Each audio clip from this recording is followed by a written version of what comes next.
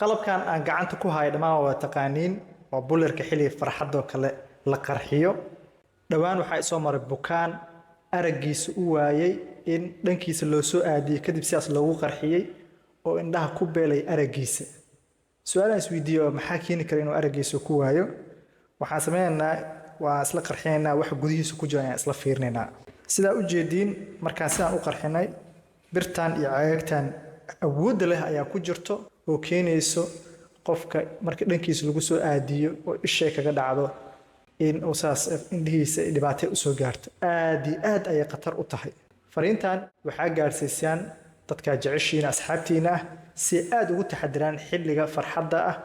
ee waxyaabahan oo kale bulalka ay qarxinayaan si isaga taxadiraan sidoo kale fariin kale waxaan u gudbinaynaa dadka soo saaro qalabkan hadda markii aan aad u fiiriyay wax calaamada oo khatar ah misdigniina kuma arko taasna waxay keenaysaa qofkii inuu fahmin marka waxaan kula talinaynaa dadka soo saarayo qalabkan oo kale inay wax digniina calaamada ay ku qoraan si qofka uu ugu taxadiro